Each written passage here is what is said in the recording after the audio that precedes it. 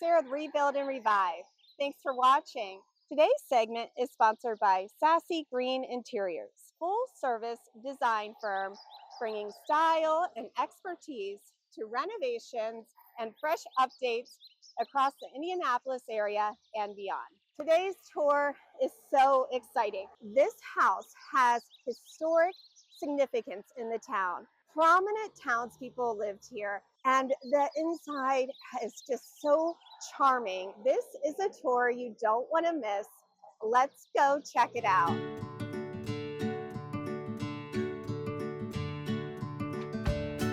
Hi, Erica.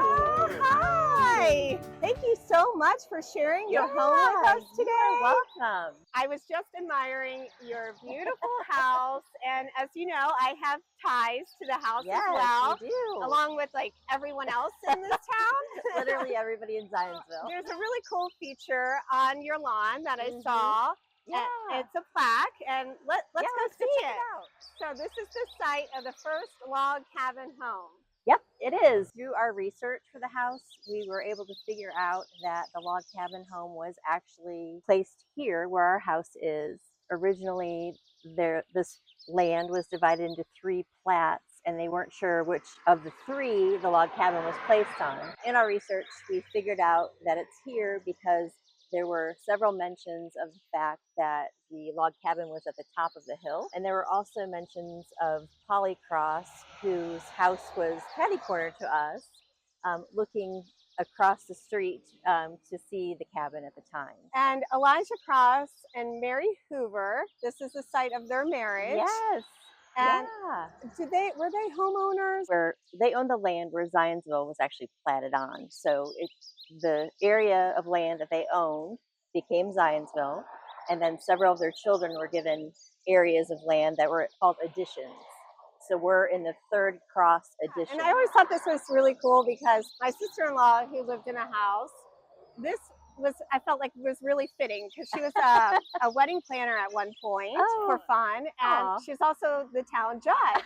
So I thought that was really cool. That is really funny. Yeah. The house was actually, we think, built anywhere from November of 1882 to sometime in 1884. Okay. So we picked 1883 as the middle point since there's no way to really know. And it was built as a colonial revival style, which is known for its symmetrical facade. So if you look pretty much around the exterior of the house, it's all straight lines, and it very much adheres to that description. The side porch is part of the original house also. At one point, the house was used as a parsonage for Zionsville Christian Church. And you could literally see the church if you just turned that direction. Oh, wow. But also in the life of the house, it was used as a boarding house. Okay. So they had easy access to come in through a stairway here that we can show you on the inside, and then it took you right upstairs to the bedrooms that somebody would have rented out. Do you know when it was a boarding house? Well, we know that the person who bought the house in 1884 was a single man and his wife. They didn't have any children.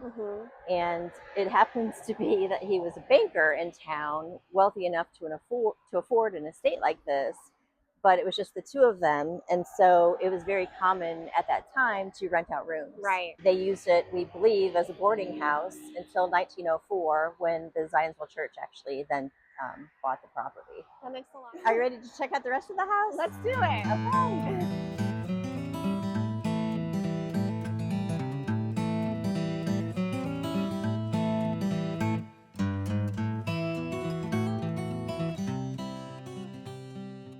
Wow, it's beautiful. Thank you. We take no credit for it. This was all It looks really way before our time. It looks really similar to when my brother and my sister-in-law lived here. So That's it brings funny. back a lot of memories. I bet a lot of people would say the same thing. I don't think much has been changed. Yeah. Another kind of fun thing we found recently, we were doing some siding work on the outside of the house. The people that we had doing it came and knocked on our door and said, "We found something." And Paul and I were going, "Oh my gosh, what?" And it turned out to be 3 shoes, an elixir bottle, clothespins, a little finger puppet that were probably used as toys of some kind. But then also this bottle. Feel how heavy this is. It's from the Indianapolis Wow. Home Brewing Company. It's really heavy. Yeah. That's a solid glass bottle. Yes. And we looked up the home brewing company, and they were located downtown Indianapolis just for about 5 years in 1909. So we're not sure how this bottle ended up Wow. here, but it's funny. I love how you cleaned it up Yeah. and you're displaying it. That's really Yeah, we cool. donated everything else to the Sullivan Months, but And you found a newspaper, right? yes, we did. Thank you for reminding me. We Yeah. found a newspaper from 1886, and we also found a check dated 1872. So lots of crazy things in the What was the walls. amount of the check? It was like $2.15 Really? or something. But Wow. when you consider that the land that the house was built on was purchased for $500, it makes you put things into perspective that way. And you Yeah. found a piece of a corset package, a Yeah, box. we think a box. Yeah, lots of stuff in those walls. That is so interesting. We're kind of afraid or excited about what we're going to find in the rest when we get to it. So. Yeah, I wonder. Well, you're not the first house I've toured where they found stuff in the walls. Yeah. It's like, why were people putting things in the walls? It's crazy. Mike Sandy, who helped me do a lot of the research, told me that the shoes were supposed to be good luck at that time. So I guess that's why they did it, but I don't know about the other stuff. Yeah. Yeah, one of the owners of the house was the Swiggett family, who owned a local lumber yard, and they bought the house at one point in 1939. And we believe he and his son did a lot of the millwork. That was kind of their specialty. So you can see the ornate trim and crown molding and the fireplace. Yeah. All of that is, I believe, what they did. So the Swiggetts did. They actually did the flooring as well. And is this original flooring? It's not original flooring. Okay. The original floor is underneath, but we believe it was the Swiggetts who milled this wide plank flooring, and we've been told that's very unusual. The wide planks are very unusual, and you can see the original flooring from our cellar. I love your drapes. Yeah, thank you. I remember Joe and Erica had those, and those are just so beautiful. Yeah, I've been told they were from Scotland, that they were brought over from there. They're really thick and heavy. Yes. We actually used those as our window coverings for the first couple of years. And we think that the Swiggetts probably did the bookcases as well.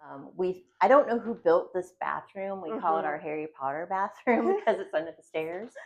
A little pocket bath. Yeah, but it had been there for a long time. We did redo the cabinet and faucet when we moved in. That was one of the only things we've done on the interior of the house. It's a good idea to put a bathroom there, though. Yeah. Yeah, good use of space. Yeah, when we were on the side porch earlier, this is the entrance that the boarders would come through and then just go straight up the stairs to their rooms. And we think also when the house served as a parsonage, it was convenient for the ministers to come and go. There were 13 ministers that lived here. 13 that lived here? 13. Between 1908 and 1939. Oh my goodness. Yeah, so when somebody's coming and going every couple of years, we feel like the house probably deteriorated a little bit in its care. We think that when the Swiggetts did buy the house and the property, there probably was some work to do. I love the transom over the door too. It lets in a lot of light. Yeah, these shutters are awesome. I know. I don't know who did those either, but they are very nice. Wow, that's really cool. Those are all the way on the second floor too. Let's come into the kitchen. So we think that the Swiggetts worked in here also, but probably not as much. So maybe they were busy building the house next door or the one next door to that one, and we feel confident that they did the crown molding in here, but you can see the other molding around is very square. Yes. We don't know if that's original. We're pretty sure that this was the exterior back door. Oh, okay. Which also has the same molding, so kind of fits that it was original. Yes. But that's the door that they used to come into the back of the house. This is original. Oh, this is the original kitchen. It was. Probably not as big as this is right now, but at least this part is, because that third chimney that I talked about earlier would have been right there, like right underneath this window. Okay. The entrance to our cellar is obviously outside, but it's underneath that window. And when you go into the cellar, you can see the remains of the chimney there. So it likely was a coal furnace. Oh, that makes a lot of sense. Yeah, that they used for heating and probably cooking as well. These are not original for sure. That we know that for a fact. We don't know when they were built. We're really honestly wondering if these cabinets are original. I was wondering the same thing. We don't know, and we don't have a way to prove it, but it's possible. It's possible. So we think this area, which is the back of the house, you can see the brick floors. Wow, here. Those are really cool. Yeah, it's real brick. It is real brick. We are assuming that this used to be a patio at one point, and they had kind of a lean-to exterior shed up against the house. And then at some point tore that down and built, we have an office there where you're standing. And there's a bathroom over here. That's all we really know about this place. There's some unique storage. Yeah, really cool. This is a tiny little closet. There's 2 of them here that we just shove as much in as we can. That's a great use of space. Yeah, it's kind of funny. And you said a bathroom here. The office must have been done relatively recently. We think so, because there's drywall back here, whereas the rest of the house was plaster. One thing we discovered upstairs when we moved in and peeked into the attic is 2 troughs, very large troughs that were connected via some piping and some piping that ran outside still at the time, which we have gotten rid of. But we did learn that that was an early source of water back in the day, where they would pump it up into the troughs, and then when they needed it in home, they would turn their little valve and have it gravity feed down into. Just an early source of water back then. Wow. So you have 2 in your attic. 2, and they're still there. And it's a very small attic entrance, so they're not coming out unless you do some major work. So yeah, they're perfect up there. Come check out our carriage house in the back.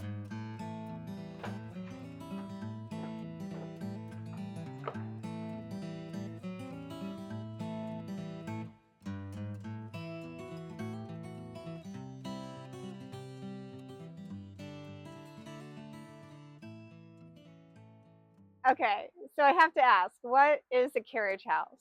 Well, our version of carriage house is where they used to keep the carriages and just have general outdoor storage. This part over here that kind of looks like a door is where the original sliding door was.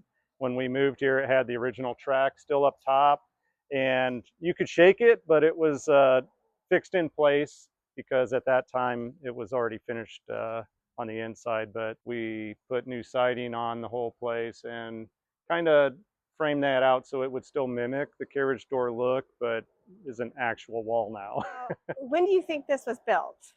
So we think it was in the 50s that it transitioned from a actual carriage house into a livable space. And inside, I remember the floors inside are brick floors. They still are. Oh, cool. Yeah. So what do you use it for today? So today, my parents who are in Florida for 6 months of the year with a home down there, when they're not there, they're here. So they do a 6 and 6. Nice. So yeah, they're May through November, they're able to stay here with us in the carriage house. Every parent's dream. To be in the backyard. You had mentioned the brick. So this brick out here, it actually continues throughout the whole place inside. That's really cool. Yeah, and it's all still there. Wow, that was the coolest feature, I felt like, inside the carriage house. It gives it a unique feeling inside. Yeah. It's a neat little place. It is. It's really cool. Thank you so much for sharing with us your house and sharing with my viewers. I really appreciate it. Yeah. It is such a iconic house of this town, and so it's really fun to go through it. And yeah, thank you. We don't see the house as ours necessarily. We care deeply about the history of it. It's such an old piece that so many people in Zionsville recognize easily, and Zionsville doesn't have a historic district, so it's just important to us that the history be told somewhere. Right. So thank you for for taking it. And I'm so glad I have this opportunity, and it's yeah, really exciting to record the history of these homes. yeah, Thank you yeah, so we're much. excited. Thank you. Thank you very much. Thank you for watching Rebuild and Revive, and we'll see you next time.